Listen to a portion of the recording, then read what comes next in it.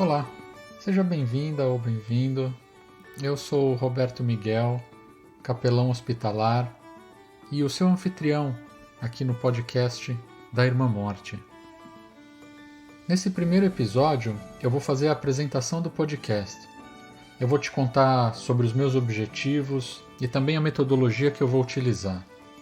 Nos próximos minutos, eu vou falar sobre a minha tendência e a sua tendência de negação da morte, mostrando como esse esforço que todos nós fazemos, seja de forma consciente ou inconsciente, é fortalecido por alguns elementos da nossa civilização, como a ciência, a tecnologia e a própria religião. Eu vou procurar mostrar como esse nosso esforço, por um lado, diminui a nossa capacidade de lidar com situações que escapam ao nosso controle, e por outro lado, aumenta ainda mais o nosso nível de medo e ansiedade, tornando ainda maior o nosso sofrimento. Por causa do trabalho que eu faço nos hospitais, junto a pessoas doentes e muitas vezes em processo ativo de morte, eu sou testemunha diária dessa realidade. E é desse lugar, junto a essas pessoas, que eu venho falar com você. No término desse episódio de apresentação, eu também vou revelar um pouco das razões por trás da escolha desse nome, Irmã Morte, que é o modo como São Francisco de Assis, que nasceu em 1182 e morreu em 1226, se referia à morte. Eu vou utilizar a espiritualidade franciscana como um exemplo importante daquilo que você pode esperar desse podcast, que busca ser tanto um contraponto a essa nossa tendência de negação da morte, quanto um lugar de afirmação da possibilidade de uma vida mais plena, com paz e alegria verdadeiras.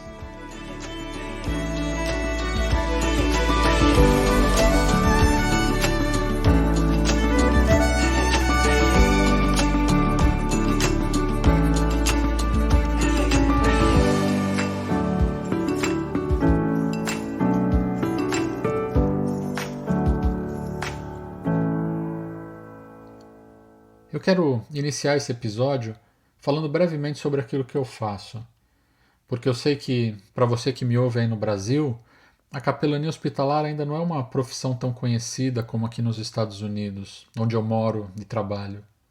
Aliás, mesmo aqui as pessoas vivem me perguntando: mas o que faz um capelão? Então vamos lá. De forma resumida, o capelão hospitalar é o profissional que presta a assistência espiritual e emocional para as pessoas dentro das instituições de saúde. Eu disse pessoas e não pacientes, porque além dos pacientes, a nossa assistência se estende também para suas famílias e para os próprios profissionais das instituições de saúde, que buscam a nossa ajuda por diversas razões, pessoais ou profissionais. Eu já atuo como capelão há 12 anos. Eu comecei como voluntário num grande hospital público aí do Brasil, o Hospital das Clínicas da Faculdade de Medicina da Universidade de São Paulo. E depois de servir como voluntário ali por quase 8 anos, eu vim para os Estados Unidos em 2017, na tentativa de fazer da minha vocação também a minha profissão, já que a capelania hospitalar é aqui uma profissão reconhecida e com bastante espaço no mundo da saúde.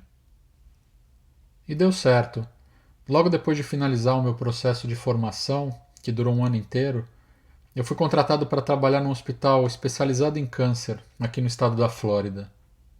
Nesse hospital que eu trabalho até hoje, eu sou o capelão responsável pelo serviço de cuidados paliativos, que é aquela especialidade da medicina que busca aliviar a dor e melhorar a qualidade de vida de pacientes com doenças sérias, como é o caso do câncer. Essa especialidade de cuidados paliativos tem crescido bastante nos últimos 15 anos. Ela não é uma alternativa ao tratamento médico que procura curar a doença, mas um complemento que pode e deve caminhar junto com os esforços nesse sentido. Só que nem sempre eliminar a doença é possível. Às vezes ela chega num estágio avançado em que os tratamentos médicos se tornam ineficazes e até mesmo contraindicados. É quando eles causam mais prejuízos do que benefícios para os pacientes. Quando isso acontece, os cuidados paliativos assumem o papel de ator principal e nós atuamos junto aos doentes e às suas famílias até o momento da morte do paciente. Ao longo dos episódios do podcast, eu vou contar casos clínicos em que tanto a natureza do meu trabalho quanto o conceito de cuidados paliativos ficarão mais claros para você. Mas como você já pode perceber, faz parte do meu cotidiano encontrar, conhecer e conversar com pessoas com dor, em sofrimento e no processo ativo de morte. Algumas vezes, eu sou testemunha da última expiração de uma pessoa. Um evento que para mim se tornou tão especial e sagrado quanto a primeira inspiração de um bebê que acabou de nascer. Eu sei que esse é um lugar em que a maioria das pessoas não deseja estar.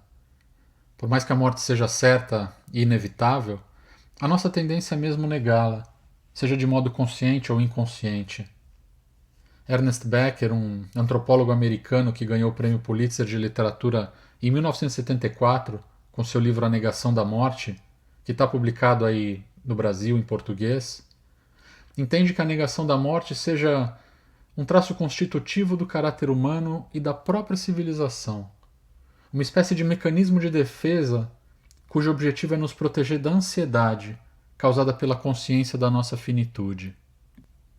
E à medida em que a nossa civilização avança e se desenvolvem rapidamente a ciência e a tecnologia, aumentam ainda mais os recursos à nossa disposição para fortalecer esse mecanismo de defesa. E a nossa ilusória certeza de que a realidade, a vida e até a própria morte estão sob o nosso controle.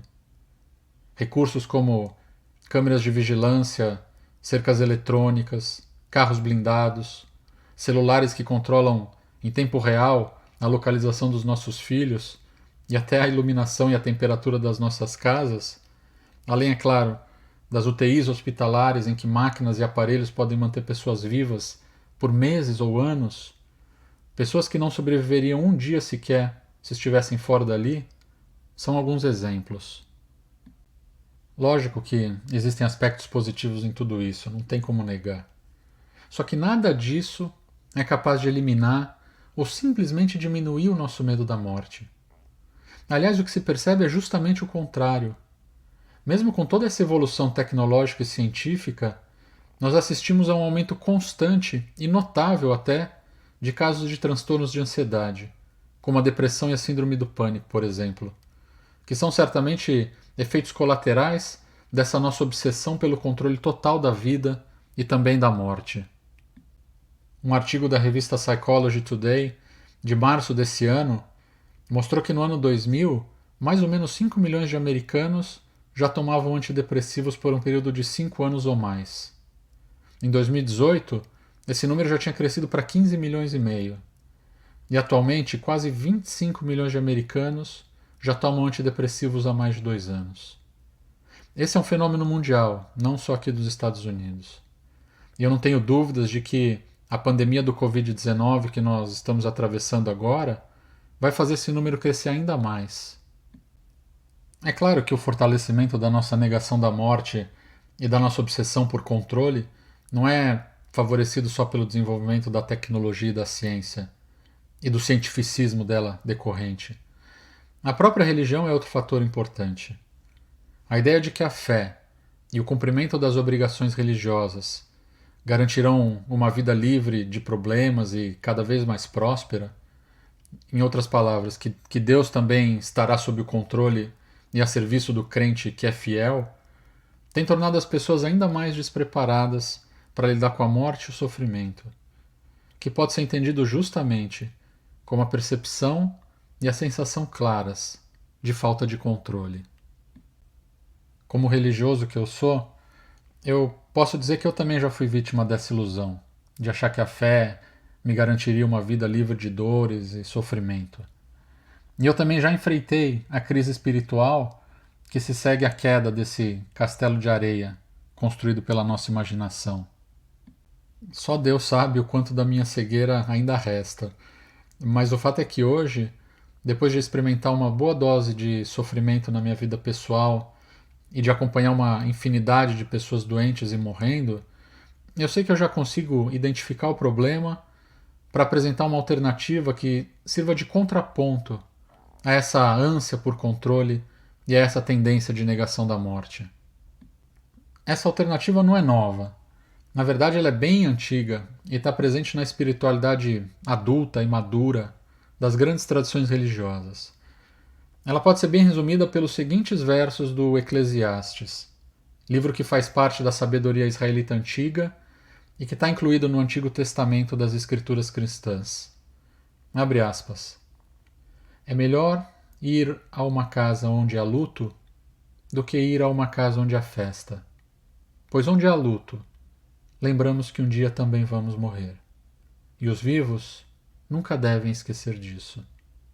A tristeza é melhor do que o riso, pois a tristeza faz o rosto ficar abatido, mas torna o coração compreensivo. Quem só pensa em se divertir é tolo. Quem é sábio pensa também na morte. Fecha aspas. Eclesiastes capítulo 7, versículos 2, 3 e 4. É interessante notar que o que a nossa moderna civilização ocidental entende como sendo o problema é para as grandes tradições religiosas justamente a solução do problema.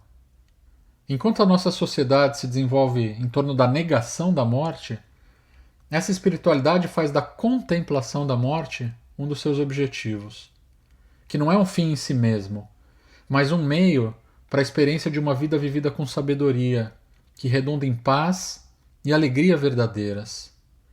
E veja, ninguém precisa sair ao encontro desse objetivo.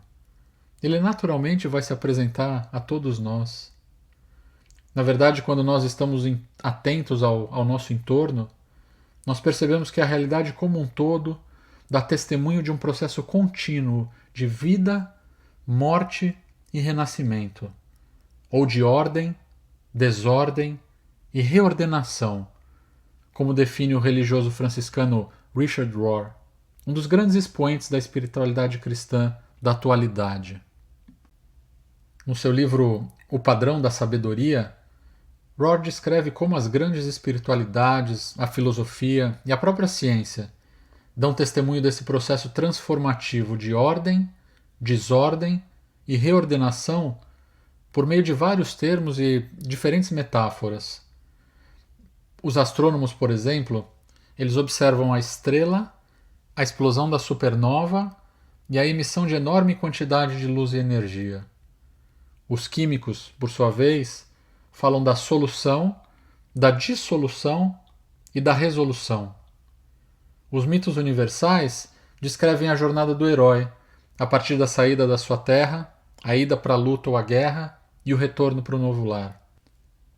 A filosofia dialética se controla em torno da tese, da antítese e da síntese. Religiões nativas falam do dia, da noite e da aurora. O budismo se estrutura a partir do mesmo caminho que seguiu Siddhartha Gautama, isso é, a saída do palácio, o seu encontro com a realidade e a sua iluminação. O judaísmo fala da lei, do pecado e do perdão. E o cristianismo dá testemunho desse padrão de sabedoria por meio do chamado mistério pascal, que inclui o nascimento, a morte e a ressurreição de Jesus, a quem o evangelista João reconhece como sendo o Logos da criação. Logos é o termo grego que diz respeito ao próprio princípio da razão divina, a verdade eterna e imutável que ordena todo o universo criado. Se você que me ouve agora olhar para trás, pensando na sua própria história, é bem provável que você reconheça que esse padrão de ordem, desordem e reordenação também já tenha se apresentado a você em algum momento, ou em vários momentos. Foram aquelas situações em que a sua vida estava indo relativamente tranquila e confortável, até o instante em que algo, sobre o qual você não tinha qualquer controle, aconteceu. Quem sabe a perda de um emprego de muitos anos, o término de um relacionamento importante, o diagnóstico de uma doença séria, um acidente, ou até mesmo a morte de uma pessoa querida. E justamente por causa desse evento, você se viu de repente naquele espaço intermediário, o da desordem. Ali você se sentiu desorientada, confusa, com medo, triste, chegando mesmo a experimentar o luto pela sua perda. Mas hoje, quando você olha para trás, você consegue perceber que aquele espaço da desordem foi justamente esse espaço intermediário, a ponte entre aquele lugar inicial, da vida relativamente tranquila e confortável, para um outro lugar, em que você chegou depois de ser transformada pela experiência da desordem, com mais maturidade, sabedoria, autoconhecimento, um entendimento maior da realidade e, quem sabe, até mais compaixão por pessoas que passam por situações semelhantes àquela que você passou. É claro que nem todo mundo experimenta essa transformação. Algumas pessoas, quando são lançadas nesse espaço da desordem, acabam permanecendo ali, tornando permanente um lugar que devia ser apenas de passagem. Elas passam pela mudança, mas não pela transformação. E por causa disso, elas acabam se tornando infelizes, amarguradas e até revoltadas, vendo a si mesmas como vítimas do mundo e da vida. Na maioria das vezes, o que falta para essas pessoas é somente alguém que seja tanto um companheiro nos momentos mais difíceis da jornada, quanto um guia que possa ajudá-las no atravessamento daquele espaço intermediário.